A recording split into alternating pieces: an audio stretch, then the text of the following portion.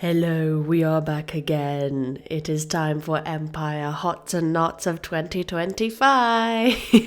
Hi everyone, apologies in advance that my sound might be a little bit reverby because we've just moved into a new office space and it's still very empty.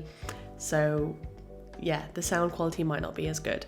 But hello, welcome to Hots and Knots. We're back again at Empire E1 2025. Sorry as well that this is coming in quite late. Life stuff, as usual. I'm happy to be back. I'm happy to be back recording the Hots and Knots. There will only be 2 Hots and Knots episodes this entire year, I'm afraid, because usually I combine E2 and E3 together because the events are so close. And unfortunately, I will not be at E4 this year. So there'll only be 2 videos. This is, I guess, part 1, and then there'll be E2 and 3 later on this year, and then I'll try my best to do like a little bit of a wrap-up video like I did at the end of 2024, but we'll see. Hopefully lots of other things and content that I can make in between those times, but enough of that. Let's just jump straight into E1 2025. Okay, as per usual, we will start with my kit hots, and I am sad to announce we are losing Scam Bag. If you have watched my previous videos, the scam bag has been mentioned a few times. The short version is that I ordered a bag off Etsy that I thought was like a bespoke seller. Turns out it was just a dropship item, and I've just been using that same bag for the entirety of my time at Empire so far, the past year and a bit. So I thought, that's going to change. I'm going to invest in a legitimate seller, and I have bought and used this lovely new satchel. Let me just get it for you. Hopefully you can see this. So this is the black satchel from Mad Dog's design. I will be posting links to all of the items that I talk about in today's episode. So if you want to see that, look in the description. They're an independent seller. I believe they're based in the UK. This is their medium bag off the top of my head. It's still full from E1, so you've got all my bits are still kind of in there, if you can see. It has a big strap on the back. I will say the only criticism I have of this is how thick this strap is, because my belt is not that big, so it just kind of hung a little bit like that from my belt. I might see if I can do something about reducing the size of that, but it wasn't bad at all. It was just a bit of a preference, but this is a really, really nice piece of kit. I felt like it was very good value for money, and I much prefer investing in independent sellers, people that are actually putting time and effort and love into their work rather than hanging on to that dropship bag. So RIP to Scam Bag. The successor is looking mighty fine. Okay, the second kit piece that we're going to talk about today is actually transfers. So again, I went and found on Etsy some sellers that created transfers, because my dress I got from Holy Clothing. I still use the same dress, and I wanted to add some motifs to the bottom of it because my character is an astronomancer, so she's all about the stars and the night sky, and her name's Celine, so we wanted to kind of tie in the sort of night sky motif going on. So I went and purchased patches from Dragon and Swan Designs and Patch Parlor. I got some stars, and I also got a big moon. So this is the moon that I got. Ta-da! They're really pretty, and they come in loads of different sizes. I'd say the quality for both of them is really, really nice. The reason why I'm holding this and it's not on my dress is user error. I tried to transfer it with some iron-on felt, but I didn't use enough, and I really should have just sewed this on after the fact too to make sure it's stuck on. Now, I do have to say, a disclaimer, the stars did not make the wash. There is one star left that made the wash. The others kind of curled up and popped off, and they kind of look like dead, dried up spiders in the washing machine. Now, again, this could be user error. This could just be that I needed to hand wash instead of put it on a gentle cycle. It could have been that I needed to do additional sewing as well as the transferable iron-on process. So take it with a pinch of salt, but if you are looking at places that sell them, then I'll put the links for their shops in the description as well, because yeah, they were all really nice. They looked lovely when they were on. I'm really bad at maintaining things, apparently. Okay, last of the kit hots is actually something I didn't end up using, but would have used if the weather was a bit more rubbish. We were very blessed with good weather this year. These are arm thermals. So I always bang on about thermals because I think they're a very important part of your kit, especially when you come to an event that's based in April. It's exceptionally cold, or it can get exceptionally cold, especially in the evening. These were a nice little addition that I didn't end up using because the weather was so nice and it got warm very quickly.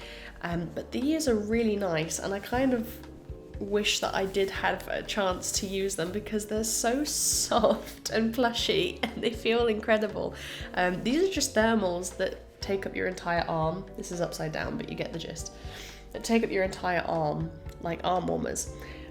So that means you don't have to worry about having thermals that are more like higher neck with your kit if it doesn't work. Like my kit, I can layer underneath, but it doesn't look as good if I just have the arms on, because there's like a little drop shoulder moment on the dress that I would prefer having rather than this.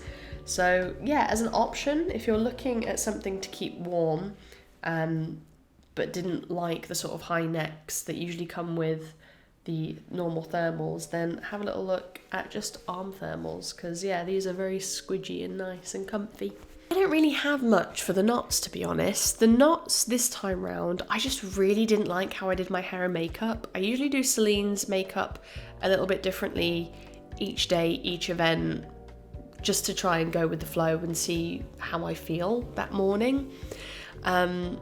But really, yeah, I looked at photos of myself, and this is no shade towards any of the photographers, because Empire photographers are phenomenal, and it's so lovely that you get to see photos of yourself at the event. But looking at photos of myself at the event, I was like, oh, why did I choose to do my hair and makeup like that? Because all of them I was just looking at like, oh no, that doesn't look good on me. Oh, I don't like how I look there. Oh no. So with E2 around the corner in a couple of weeks, I think I'm going to commit to a look that I know I like, that I've probably used before and I've preferred it. So yeah, we'll just go back to our old faithful looks instead of me trying to change it up every morning, because it's just not working for me. Okay, on to the camping hots and knots. Now I have I have two camping hots this time around. So the first is the Kettle camping kettles. Now Rebecca, who you've seen before in a previous video, I camp with Rebecca. She is a Navarre character, and I believe for Christmas or her birthday she got one of the Kettle camping kettles, and it is such a game changer. I think previously I've mentioned a hot water bottle, especially in the earlier events like E1 in April. It gets so cold, so having something portable like those little camping kettles, really easy to pack and carry. Again, we public transport, so it was something that she was able to bring with her that wasn't just like a full-on stove kit, and it really did help in the evenings when we wanted to heat up water bottles. We could use it for a cup of tea whenever we wanted to. We do think that it's a little bit tricky to use for first-time users because none of us have used it before. But we managed to get it going. It was just very fuel hungry. Not sure if that's user error, whether there is a certain knack to it to get it going and maintaining the heat and the fire for longer. But yeah, I think there's no going back. If you can afford to not only carry a camping kettle with you, but afford to buy a camping kettle, I think it really does help in the colder evenings. So yeah, big hot. I think that's going to be around forever. I don't think we're going back. Now, the other day, actually, Profound Decisions, who are the official organisers of Empire, announced their official partnership with Rent Bell Tents. Again, if you've watched my videos before, you know that I am a hardcore Rent Bell Tents fan. I have used them the entirety of last year. They were game changers, from E2 last year, and we've never looked back. Like, they're so good. And so this year, we obviously went with them again, and Rebecca and I usually go for a 4-meter furnished only pitch, and they're incredible. But, it's great that they've partnered with them as official tent partners. We had a bigger group this time, and the second tent that our friends got was from their hotel range. And when I tell you, it is the most gorgeous, bougiest tent I have ever seen at LARP. It was incredible, and we were so jealous. So I'm gonna put it in the hots. I know I've put Rent Bell Tents before, but specifically I am putting in the hots the hotel range. It is very pricey, exceptionally pricey, but it comes with, they did a 4-meter, 3 camping beds, all of which had pillows, memory foam mattress toppers, bedding, a storage chest, chairs and tables outside, fairy lights, and then did it have a lamp as well? And a mirror. I think it had a mirror inside as well. So it had all of the furnishings and all of the trimmings, and it was amazing. Now, personally, I probably won't go for that because I try and keep costs down. I've just moved. I'm getting married this year. The costs are not friendly to me at the moment.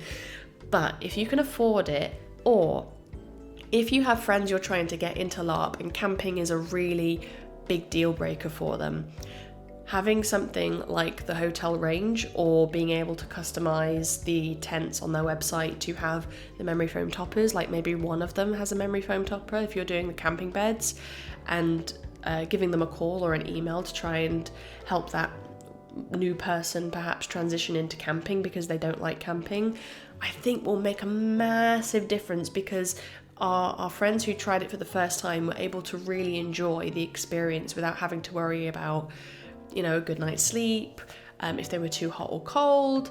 Everything was set up for them. So yeah, if you can afford it, or if you'd like to have a look, I do really recommend the hotel range. I think it's worth every penny. I will try and see if I can get a photo from their tent that they took and put it up somewhere here. Oh, no, who's sleeping at the back though? Shotgun on me. That'll be Kate, because she got him. Okay, camping knots. We only really have one, and it is the curse of the out-of-order showers at the Dadford campsite. I love the fact that they have loads more showers. Unfortunately, every time I've gone to use them, bar once, since they've been put up, they have been out of order. I don't know what's going on. It was just a shame. Luckily, the women's shower cubicle isn't usually too crazy at the times that I go and shower. But yeah, it's just a shame that they're out of order again. Oh. Alright, now is the part of the video where I talk specifically about my hots and nots of the event and the game and the gameplay. So if you're just here for recommendations on stuff, feel free to leave now. However, if you want to grab a little cup of tea and have a little story time with me, then I will go into some more detail about E1 and some of the favourite bits of E1, and then some of my not favourite bits of E1. So let's start with the game hots for E1 2025. As I mentioned, we had new friends join, which is so exciting because we've been wanting loads of our friends to join for ages, and so there were 5 of us in total that joined this time round as like a little retinue. 3 of them were new, and then myself and Rebecca, and I'm pleased to say that they all really enjoyed it, and I'm so happy. Everyone's got those friends where you're like, I think you really like this, I think you really like this, and you talk about it for ages, and you kind of get to a point where you're thinking, have I hyped this up a little bit too much now? And then they get there and they do the thing, or they take your recommendation, and afterwards they go, no, thank you. And I was so hoping I wasn't going to overdo it for them. And I'm so happy that they enjoyed it. Yeah, we all joined Wintermark, apart from obviously Rebecca's Navarre, but the three of them joined Wintermark with me, and they just had the best time ever. One of them went into fighting. One of them went for like a little quest throughout the weekend. Another one tried to do a quest, and there was a bits and pieces, I won't go into it, but there were some bits and pieces that meant that they couldn't complete the quest, but they ended up kind of having a little mosey around and doing their own thing, and luckily they all just had a wonderful time. I'm so happy that Empire still remains like such a new player friendly place, because they got so stuck in and everybody was so welcoming. Obviously, I know I'm biased, I'm in Wintermark, and I really do believe that Wintermark is such a hospitable nation, but all the nations and everywhere that I was able to take them was just so kind and friendly and helpful, and we made a load of friends, and I was able to introduce them to some of the friends that we had met previously, which we'll go into in a little bit. So we had just like a wonderful weekend. The girls' trip turned into a girls' trip with Ben, our one guy friend, and everybody had such a wonderful time. So anyway, I think I made my point. New friends, new people, it was so good. It was such good fun. Kind of feeding off of that, I, for the first time, tried to organise something. So every time I've gone to Empire, I've been quite passive. I've kind of enjoyed the things that are already going on, and I never really put my hat in the ring and do something myself. And I know it's player driven. I think I just always get to, I have lots of ideas, and then I go last minute, back out. I don't know if I can do that, or I don't know if I've got the confidence to do that, or okay. But this time around I was like, no. I'm going to use my 30th as an excuse to actually do something in the event. So this time around I did two things. I did a scavenger hunt, which was really sweet and really good fun. And I also did a name day drinks, which was essentially a pub crawl on the Saturday night. So let's start with the scavenger hunt. I put together 4 clues, and a big love and big shout out to Loomies in Wintermark, to House Mortaire in Dawn, to the Goose in Navarre, and to the Star Bar in Brass Coast, for letting me put up my clues at their locations. Thank you so much. I don't know if anybody or how many people turned up to read it or do stuff. I was able to get a few people who came back to me and completed it. But yeah, I really appreciate that you let me put those clues up at your places. So I put, that was spoiler alert, they were the places to go to. Everyone had a clue that was to take them to the next place. So they had to read the riddle, figure out where they needed to go next, and then also write down the letters attached to each clue. And at the end, once you'd completed going to the 4 places and you had all the letters, you had to then spell out the password, give it to me, and then I created these little feather tokens to give out. So for context, Wintermark are quite big on birds. We usually we do assign a bird or multiple birds to a virtue. So I ended up doing 7 prizes to cover the 7 virtues and 7 different feathers that represented those 7 virtues. So whoever completed it and gave me the password got to choose which virtue they wanted, and then they got the little token. So it was only a little thing, but it felt nice to warm up and actually make something and do something and have something that people could participate in for once. And yeah, a big thank you to everyone who attempted it, who completed it, who just came up to me and asked about it. I'm very happy that some people did complete it, because there was another part of me thinking, oh, what if nobody cares? What if everyone goes, oh, this is a bit shit? But no, thank you. I did have fun making it, and I hope people enjoyed doing the little treasure hunt and it wasn't too difficult or confusing. But if anybody did do it and had any feedback, I would love to hear from you. Out of character, I'd love to hear about if it was maybe too hard, or it didn't make sense, or whatever it is. Would love to hear. So the second part was a pub crawl really around Wintermark, Navarre, and then we ended up in the Senate Rave, and then we ended up in Dawn very, very briefly. So we started at Dragon's Watch, which we'll come back to. We had lots of fun drinks. Saturday evening as well, if you've never been to Empire before, usually there's traveling merchants around, so people will play as merchants, and some people will kind of brew their own alcohol or their own snacks and drinks. And Saturday evening you'll see a lot of the people who are selling their wares, alcohol specifically, come by tents and say, hey, this is a pre-mixed, basically brewed vodka, mead, gin, whatever their tipple of choice is. So we were able to purchase a couple of home brewed drinks, which were really fun. We ended up marrying people. So from that on, that really needed a segue, didn't it, or a break or something? That just went straight into one another. Ivar, one of the people at Dragon's Watch, is a priest, and so we had a couple of people who were joining our festivities at the tent, and they said they'll get married in character. In character, this is not actual legal get married in real life. And so because he was a priest, he ended up marrying 2 people, which was a great start. I mean, I was well up for it. My name day celebrations just became a wedding as well. I love it. Let's go.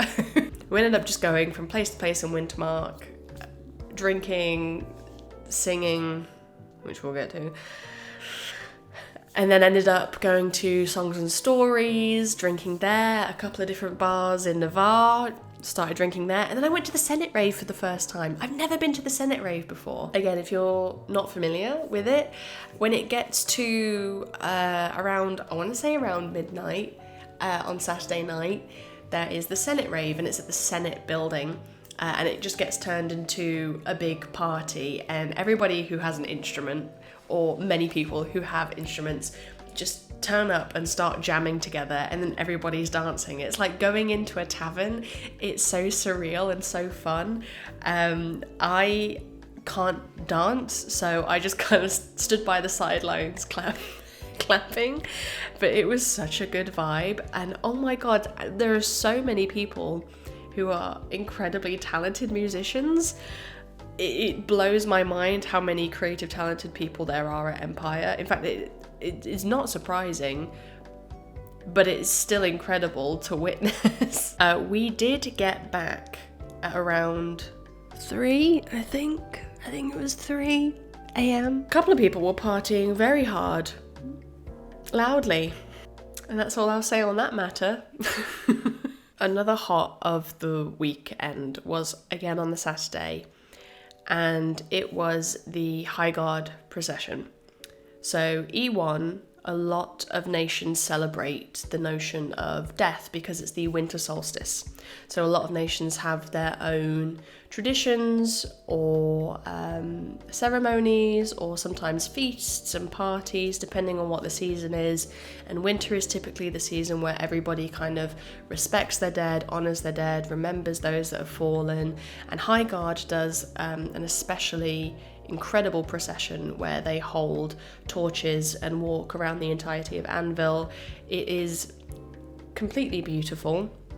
I didn't see a lot of it last year, so this year was the first year where I actually properly got to see the procession, and everybody wears masks and holds these torches, these real I believe they're real, like real flames, and they walk all the way through Anvil, and it is haunting and beautiful, and it's as the sun is setting, and so there's like this layer of dusk that descends across the entirety of the campsite, and these lights and this like procession of people wearing masks and finery kind of emerges out of the woods coming into Wintermark, and it's very magical.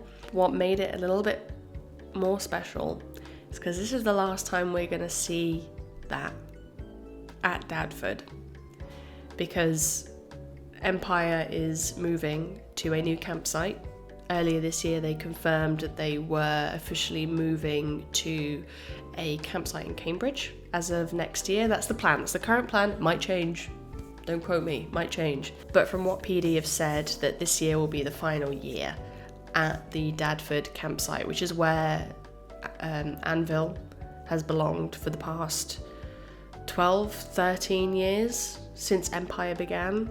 And so it felt a little bit bittersweet for me to see it for the first time and realise that it was the final time we were going to see the procession come through those trees in the way that everything is now.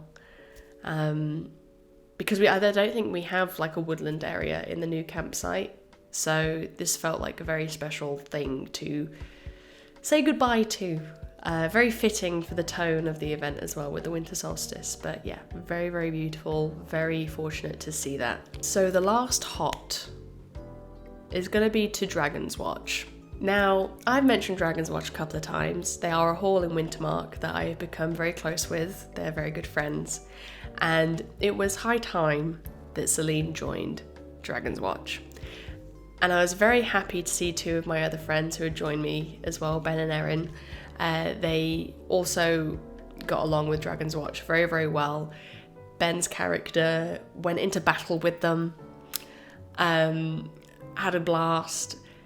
Erin also made friends with them. We're all going out on the Saturday night as well, so we're all having a good time. And on the Sunday, I got sworn into my first ever hall. Wow, what a concept. So halls in Wintermark are basically like big groups. I think every single nation has a version of halls. It's just like an official group that you're a part of. Each hall has a leader that we call a Thane. So we all have like an elected official to represent our halls, and our halls can do anything. Our halls can just be a big group of people who enjoy each other's company. It could be a group of people who are looking to complete a certain objective or have a purpose or a goal in mind. Dragon's Watch is just a group of people wanting to do shenanigans. That's all there is to it.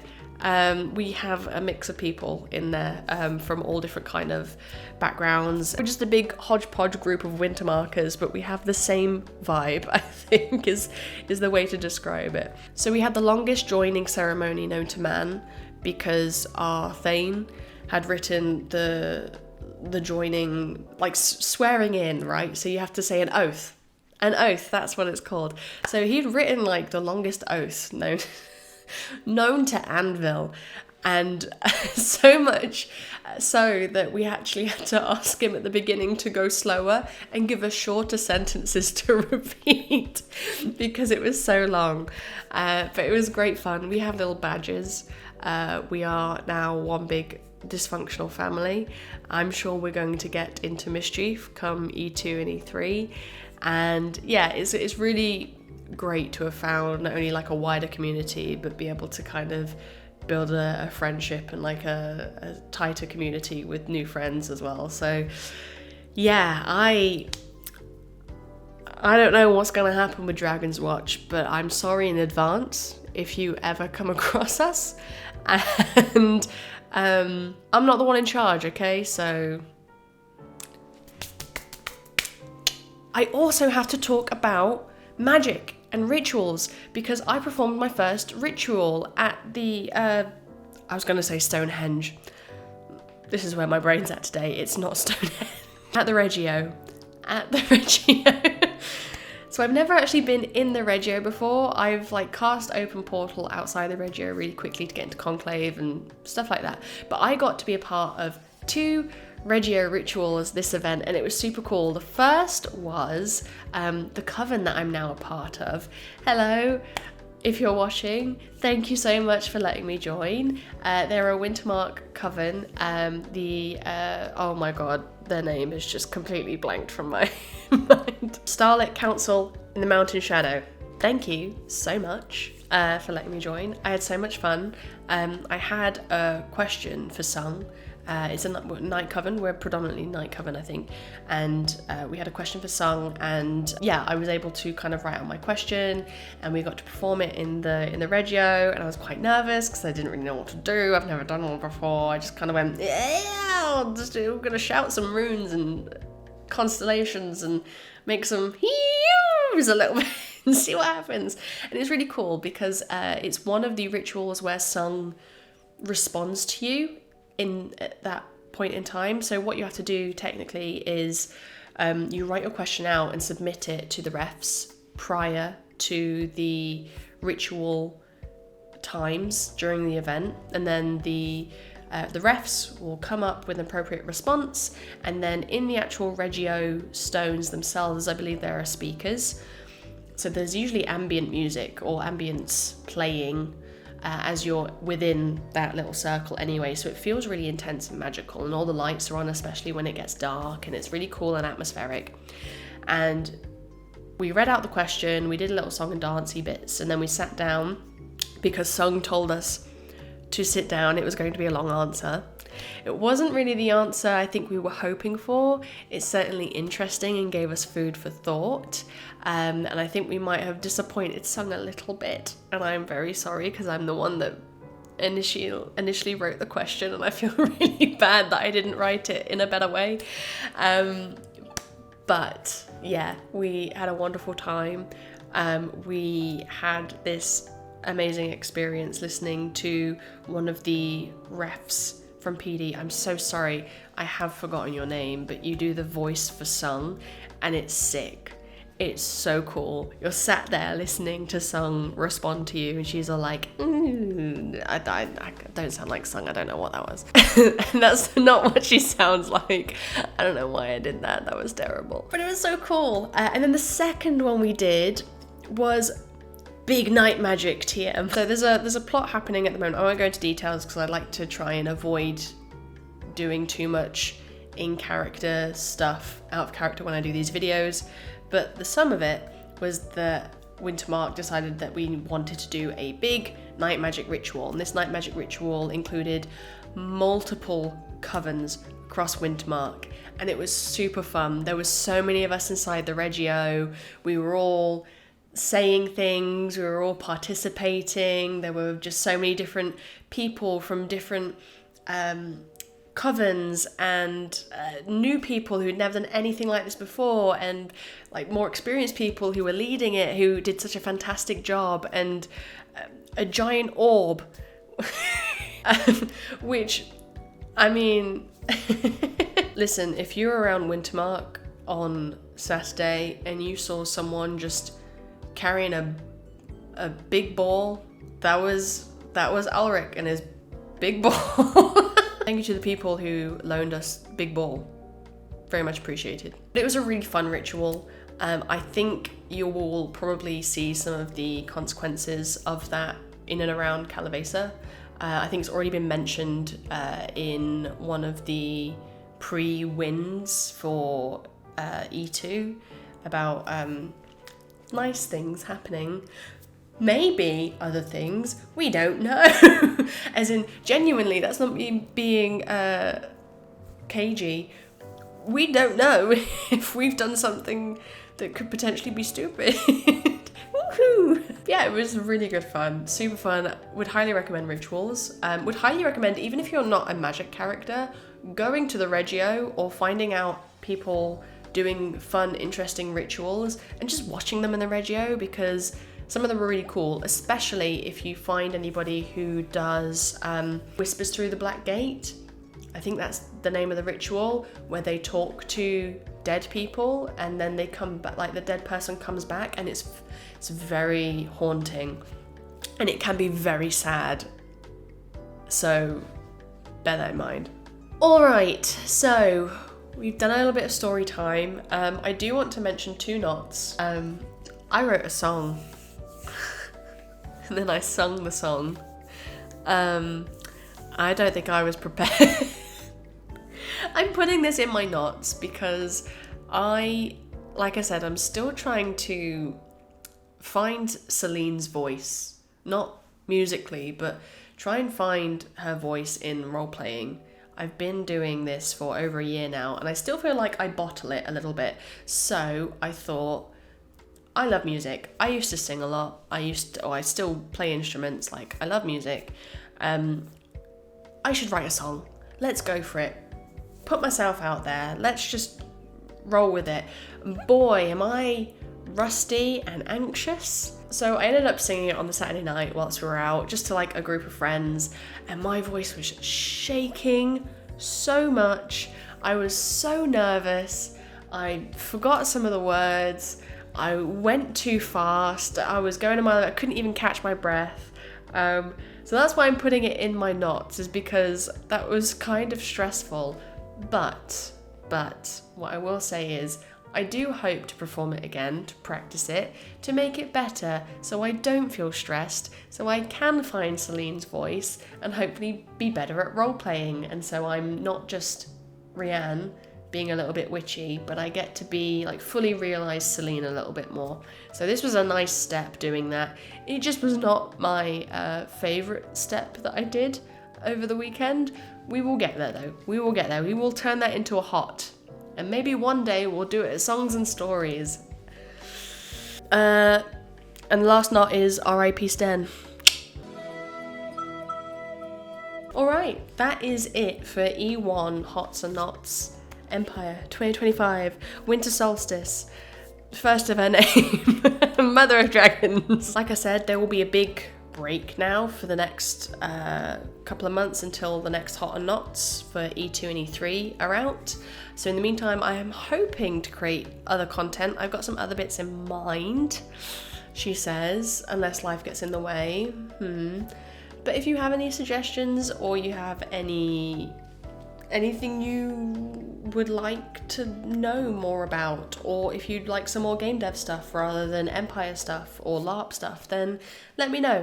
And I hope that I see you again sooner rather than later. If not, I will see you in a couple of weeks at the E2 Spring Summit.